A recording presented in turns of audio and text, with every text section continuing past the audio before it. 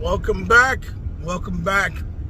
How are you guys? It's your boy Hebot coming at you once again.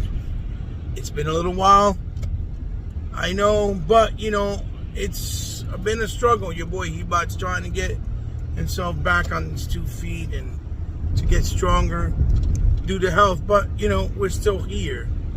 And guys, I want to talk about all the rhetoric that's going on with Jim Ryan. How unprofessional, how cowardly, how soft can a person be that they go, do something with another company, like have an interview or a meeting with Phil Spencer from Microsoft to talk about the delegations of the future and the future of Call of Duty and on the PlayStation brand, right? After Microsoft has ownership. And yet, even though Phil Spencer sat down with this man, gave him his word of certain things and how they're going to do it, he still cross-examines him as if he's some type of liar or has no type of credibility, right? And goes secretly and meets up with some of the UK governments or the people in charge of business dealings over there in the UK with the government to try to ask for their help to prevent this acquisition. As if Microsoft purposely came and bought them out, and Activision never came to Microsoft themselves asking to be bought. The same way Activision went to other people for them to buy them when Microsoft told them to go and check for other buyers because they weren't going to just buy out like that. And then you come to find out no one else wants to buy them or could afford to buy them, and yet they had to come back to Microsoft, and Microsoft gave them an offer of 68 point something, I think $7 or $9 billion. So essentially almost $7 billion, $70 billion. All right.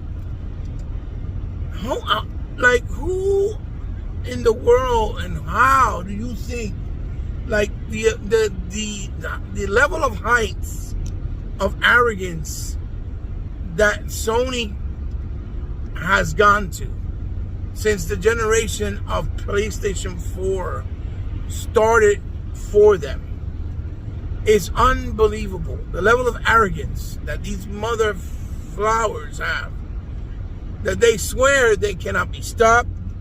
They swear that they can do whatever they want. They swear that no one can do anything for them and can get in their way. Meanwhile, they go behind everybody else's back and do all types of other deals. Like they just sneakily did a deal again with Techno Kui to do a game like from Team Ninja, like The Last Ronin, right? Or do the deal with the upcoming Korean developer that's doing the Project Eve. And no one wants to say nothing. And this is not to mention all the other stuff that they've gotten, like Forspoken, right? Like Kina, like Final Fantasy VII Remake, and Final Fantasy VII or Final Fantasy 16. All these big titles from places from games that's supposed to be basically multi-plats. Because they have no ownership. They're not even gonna own the new IP, The Last Ronin from Techno Kui or Techno Kyo or Koei either. It's just they bought the exclusivity, right? And yet they want to sit there and have the audacity to play the victim role, like, oh my God, we can't make it. These guys are trying to ruin our business, because you come to find out that Call of Duty yearly is about 17 to 20% of their income earning yearly, ladies and gentlemen, yearly, meaning that's 20% almost of their earnings and profits from Sony PlayStation, the division, just from Call of Duty, right? And they want to act like Microsoft has to sit there and babysit them. Meanwhile, they're just going behind their back and giving them slaps in the face or spitting in their faces and then smiling after they do it and acting like they didn't do it by their actions with the things that they do, like those deals, that they have, like the Spider-Man and Wolverine, just because they got a good relationship with Disney, because Disney knows that they own that Spider-Man movie license. And that's how they want to continue to keep them there, happy, right? Unless that license reverts to them. And the only way that would happen is if the next Craven movie fails, and if the next Spider-Man Into the Multiverse animation fails. If they fail, it could revert back to Sony, to Disney. But until that doesn't happen, Disney's going to keep sucking on them like an icicle pop, right? Because it is what it is. It's a big property, a big license, and they want it. And they want to use it at any point. They know they need Sony by their side, right? So they give them these exclusive deals. And yes, they went to other people like Microsoft to see if they wanted to do an exclusive game. Come to find out, but that was during the whole transitioning that Microsoft was doing when they were trying to build up the internal Microsoft to have more internal first-party developers to make first-party games. And they couldn't concentrate on doing more deals on the side when they had to invest internally to reconstruct the whole Xbox division to what their vision was going to be for the future. For those that want to come and bring that up in my comment section later on. Okay? So it wasn't as simple as black or the color white, right? So again, this Jim Ryan's arrogance of going there, and Jim Ryan is from the UK, he's a European. So who knows if perhaps, okay, and this is just a speculation, but who knows if him being from Europe, he may know some people that worked in the U.S. government or in the department or in that department that he went to, and that's why he went over there reaching out for their help, because he knows that if they lose Call of Duty to have any type of exclusivity or launches on PS4 or not be on the PlayStation console at all, that it's going to be a big gap and a big dent in the PlayStation division. Whether he wants to admit it or not publicly, that's different, but that's why he's doing the crying and whining, and making himself look so weak, because he knows that's going to hurt them. And they don't want to tell that publicly to their fan base, but their fan base is so dense that they just don't get it. That's the reason why. Because the reality is those fans that are on PlayStation, a big part of them, like maybe 50%, were originally 360 Xbox fans that moved over following either the game, the exclusivity content, or the exclusive content, or in some cases, their friends, right? So, all those play in a factor, but the reality is Call of Duty was the biggest and got the biggest in the 360 era with the 360 Xbox fan base, not the PS3 fan base, okay? Regardless whether you like it or not, that's you. Get out your feelings. That's the facts. And then you see this other rambling that even perhaps Google, right, is going to try to get involved with them and help them, right? Because Google is Microsoft's biggest competitor next to Amazon, right? And they don't want Microsoft to oversee and keep winning and dominating divisions that they have no standing. They have no kind of luck or chance, basically, to be honest.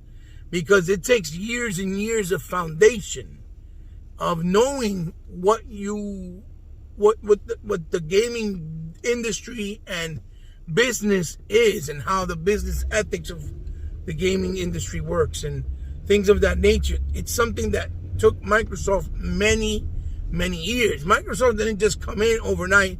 Yeah, we're doing this. We're buying everybody because we got cash, the way that Sony did back with the Sega Saturn and the PlayStation 1 era. No. Microsoft was building their whole structure within gaming when in the early days of the PC with, Age of Empire, Flight Simulator, things of that nature. And also went in the foray of making a console, having different publishers make it of electronic companies like the MSX, which is where it was their hardware, right? And had many games starting there, which one of the games was the original Metal Gear Solid from Kojima. That we always thought growing up was only on the Nintendo, because the Nintendo was more mainstream, not the MSX. But in reality, this game came out first on the MSX before the NES. But a lot of people don't know that, okay? And so anyway, to keep going on, and not to make the video too long, before this rambling and report came out, a few days earlier, there was a report that Phil Harris, the ex-employee of PlayStation that went to Xbox for some time, also during 360, I believe, but he left because they didn't bring him up the ladder, I guess because he wasn't competent enough to handle certain things and situations, right, in the Xbox division. So they let him go, and he went back to Sony. And ever since he went back to Sony, right, he was always popping and talking crap about Microsoft and that he didn't like working there and this and that, but never really gave a solid reason or answer and why. He just kept rambling off or ranting off. Then they let him go, I guess, because they couldn't afford him no more, and they had to do some changes. The same way that people like Andrew House and a bunch of other people like Sean Layden and even our boy back in the day, which I used to like him, Jack Trenton, left during the PS4 era and generation. So he happened to fall down that bracket and was one of the victims that actually left. And so he went to Google and they did the Stadia, right? And Stadia, right, was his baby. He was the one in charge alongside, I think, Jade Raymond, some other people, whatever. And you saw Jade Raymond also left. Jade Raymond also left because she wanted to do her own thing, and now she's at Sony. It's funny how all these people that work for Sony always go back to Sony, even though I know they don't get the treatment and payload and payout that they would get if they went somewhere else like Nintendo or Xbox. But they always go back to Sony. It's like they have this cult mentality that if they don't go to Sony, oh my God, we are traitors. We're not loyalists. Like if Sony was the one that only made their career or gave them an opportunity, because we all know Jade Raymond was going to make Assassin's Creed run with Ubisoft back then, an exclusive to PlayStation 3, I believe, at that time. And that didn't work out because the 360 was just too big in that generation and they couldn't afford to do that. So therefore it ended up being a multi-plat. But when it first announced in their actual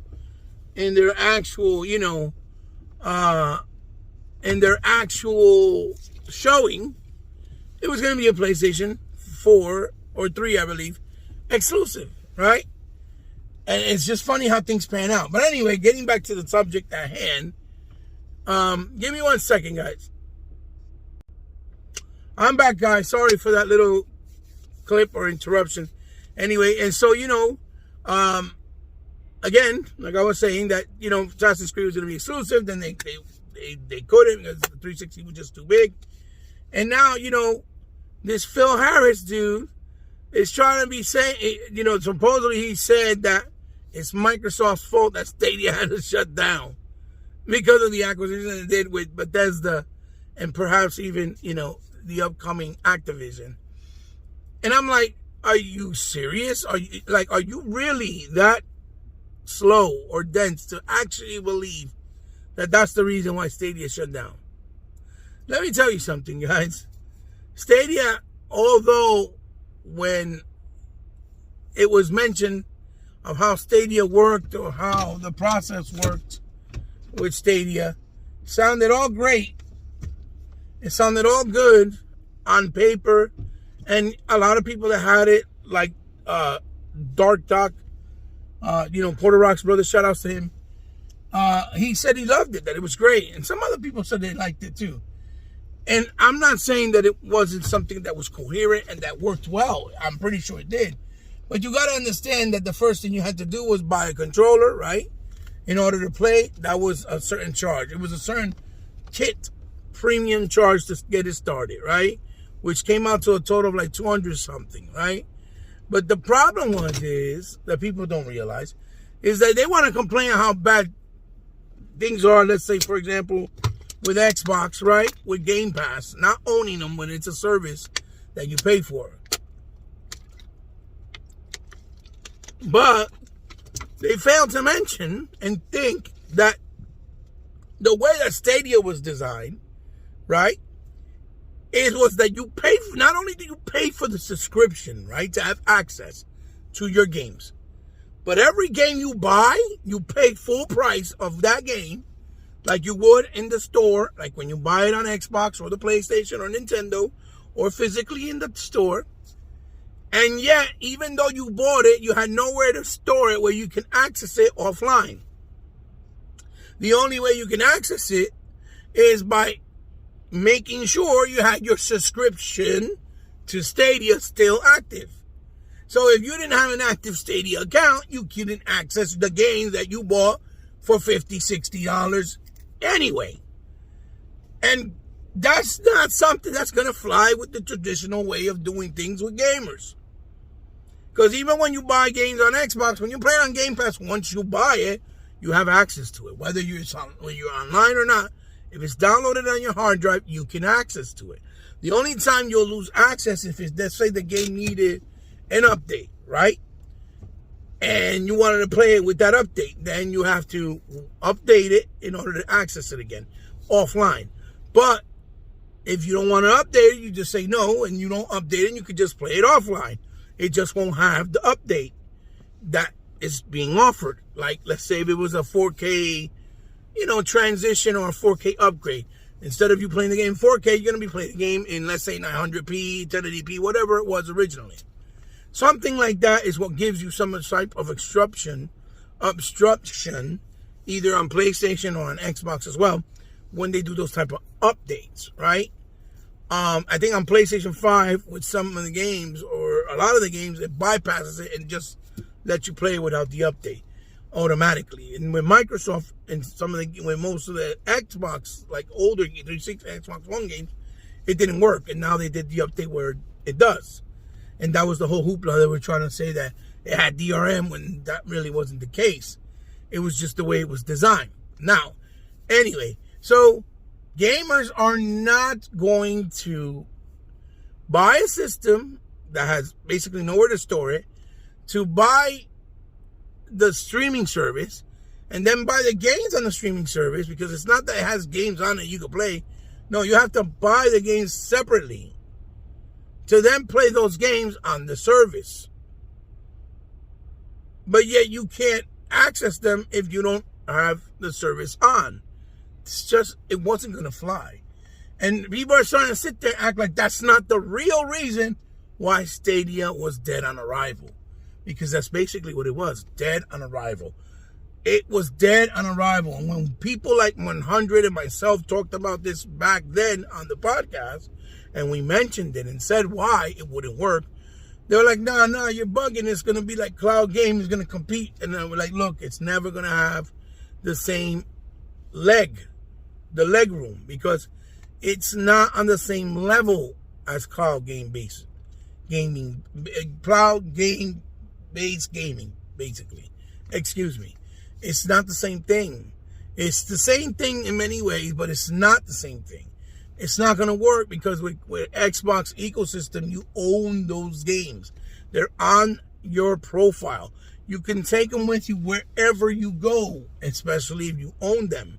Even the service, if you have an active service, It wasn't like that with Stadia. You can use it, yes, but you cannot access the games unless you had the service. That was it. There was no options. Now, I don't know if they changed that, where they let you access it a couple years later. I don't know if they did that. If they did, please, someone in the comments, let me know, correct me. But as far as I know, that's how it was when they first announced it. And so I said it wasn't going to work. And people just didn't want to hear it. And so did people like 100, like I said.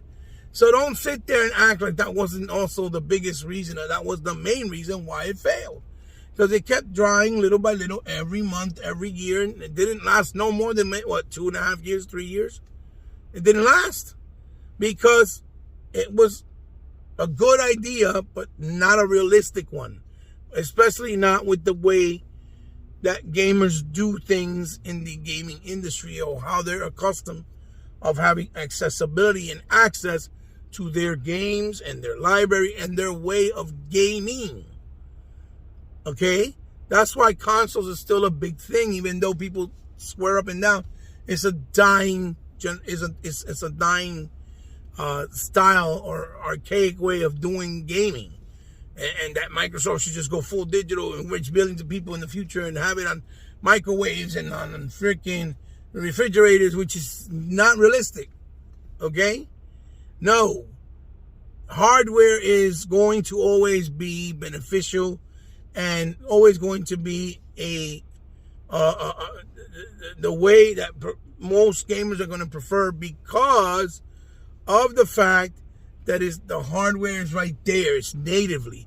It has the full strength and power, and you're always going to be able to run your games on that unit at the best maximum capacity. Or like when you play it on a PC, it's going to run at the best maximum capacity because it's native hardware. It's there. You could either upgrade it, or you could,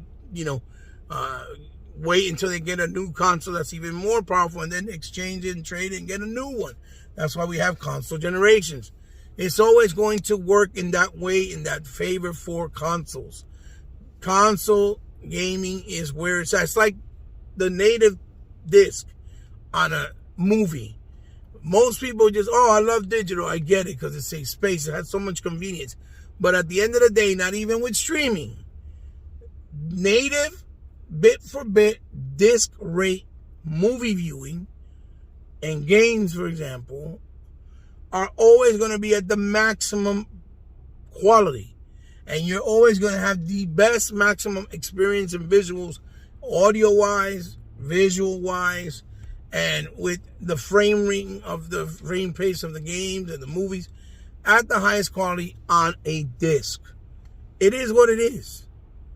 The bandwidth that's needed and necessary for gaming to be bit for bit quality on a streaming service or on a download, it's going to be super expensive, and it has to be ultra fast. And we're not there yet. And if we do get there, it's going to be pricey. You see what I'm saying? So that's why console gaming is so prevalent, so important, and the best option, hands down, to play your games. Because even if the internet goes out, you have your games physical, or digital, download it into the hardware, or hard drive rather, you can play them right there natively. Okay? So Phil Harris better go ahead with his big monkey shot head, okay, with that stupidity. And they're saying, oh no, that it was fake, that he didn't say it, but yet you get, now 3 days later, you get that other rambling that Google is in on it and Sony has some help, and they say, well, we're going to help you to try to stop and prevent or prolong the acquisition of Activision from Microsoft, because they don't want the competition, because now they're mad and salty that their foray in coming into gaming did not work. Because you can have money, all the money in the world, more money than Microsoft. If you don't know the infrastructure, you don't have the leadership, or you don't have the team or division to concentrate on just gaming, to make a big quality and unified experience of gaming with your division, you're going to fail. It happened during the during the Sega and the Nintendo era. It happened multiple times. It happened with Panasonic when they tried to get into it. It didn't work. It failed. It happened with Philips, with the Philips CDI. It failed. It happened with the Neo Geo to a certain extent. That failed. But that was due more to pricing more than anything.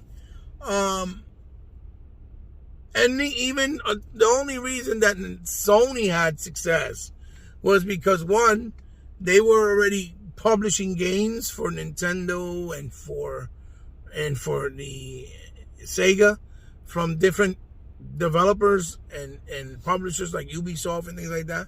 But they were doing it with their help, so they already had kind of like an inside knowledge of it. And then they had the money to buy people out. So, hey, listen, when you do this, when you do that. And they bought out IPs, developers, publishers, all types of stuff. Because they just had so much power and money. And then it helped that their name at that time, the Sony brand as an electronic company in general, was untouchable. It was the greatest company in the world as far as whatever they did with electronics and the quality. And it was there for that time, but then, it tithered and dwindled down during time, right? As we all know. So, again, those were the main factors in why it worked in Sony's favor, as opposed to somebody like Panasonic or somebody like Philips or even NEC, which was another electronic company that used to do a lot of things in partnership with Toshiba, with the TurboGrafx, for example. That didn't work. So, again, these are the things that people do not understand. But for Phil Harris to sit there with a straight face, if that's even remotely true or had some validity to it, that is Microsoft's fault because they acquired Bethesda. Listen, cry me a river. Boo-hoo-hoo. That's bull crap. Because the Stadia, the way it was structured and how it was created and the way that it was built, it was not going to succeed. It was DOA on arrival, like I said. And we knew this because you do not, how do you have to pay for a service? You buy your games at full price and yet you still can't access them unless you have the actual service on. Because you had nowhere to store it. There was no console. There was no little box where you could download the games there to store them. Nothing. So if you were offline, you could never play them. No matter what, no matter how much money you spend on games, it just wasn't going to work. So that's bull crap. Stadia died because it wasn't structured convenient enough for gamers to feel the trust to want to stay there and want to support it and keep supporting it long term for the future. They had to create a box like a little mini console to give them the access and the accessibility to play the games that they paid for. It's that simple. Bottom line. It's that simple. So I call BS, but it's just funny how all this is coming into play and falling into its pieces, and you're seeing it little by little how it's happening. And the best part about it is that all these hypocrites in the media and YouTube and these big YouTube channels and these big YouTube Sony fans, they're trying to brush it like that, like it's nothing, or that's what it is. It's Microsoft's fault, right? And instead of being real and keeping it real and calling them out and calling their distasteful behavior, those distasteful accusations, right? Accusations. Instead of calling them out on their pettiness and how sad and pathetic they look right now, almost begging for help from other people that are competitors to Xbox and to keep a game, and yet they have the nerve to say that their games are the best selling games and that they have the best quality games that people buy, etc., etc., etc. And it's all a bunch of BS. And now we're seeing it. We're seeing it. And I've always said it was BS. I said, no. That's all, the vertical slice, trying to make it seem like it's one thing, but it's not. But it's great that it's happening because now people can see. And you can't hide it. And the best thing about the internet, obviously, is you can't hide what you put there. is always going to be around. So if you put it there, and you could go back to it and remind people, hey, remember this? And they can see it, right? So I just wanted to talk about it, give my thoughts, because I think maybe some of you guys probably were yearning to see my point of view from it, what I had to say. And again, I appreciate each and every one of you for your continued support, for helping me reach the 1K. It hasn't moved. Maybe it won't anymore, but let's see. I want to just continue to grow and get bigger and better, even though it's been taking me a long time. And it's been a long journey. But at least I can say, it's been without no cheating or begging from anybody. And I've tried to earn it. Basically, that I've earned my stripes with real people, real fans, real gamers, and real supporters of me.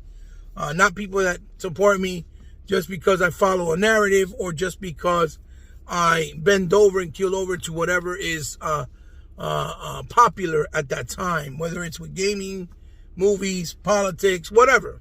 I'm a straight shooter. I say what I gotta say. I say how I feel. You agree with me, great. If you don't, that's fine. We're adults. We're not supposed to like the same food. We're not supposed to like the same women. We're not supposed to like the same clothes and the same music. That's what being a human being is about our choices, what we like, our preferences, and our taste. It's that simple. So guys, thumbs up if you like, thumbs down if you didn't like. Let me know down in the comments below. Let's make a conversation. Let me know what you guys think. And big shout outs to Xbox All In. He did a video last night talking about the state of situation. Very great points, very good, very knowledgeable as well, and great and a great approach to it. So go check him out and help and support him, because he's been doing videos like that every once in a while, and they're really good. And I see that he doesn't get the support and views, and it's a shame because he deserves it big time. He's one of us. He's a good guy, right? And he's for the gaming, and he's for the gaming industry. So go support him, okay? And check out my boy Sega Man too. He did 2 different things that I didn't get the alert until later on, and they were pretty awesome as well. In talking about what was going on, and that he's been away for a while. So let me know what you guys think down in the comments below. As always, you can follow me on social media platforms. The information is down in the description. Or if you want to help me out in any way, shape, or form that you want to, or because you want to do it for the kindness of your heart, you can. There's a way to do it. It's all also down in the description below with a Patreon information and PayPal. I want to do a nice giveaway still for the 4K, or the 1K rather. I'm just trying to figure out what can I do. So hopefully I'll give information out soon about that. So guys, I'll see you. This is your boy Hebot signing off. Love you. Peace. And until the next one. Bye-bye.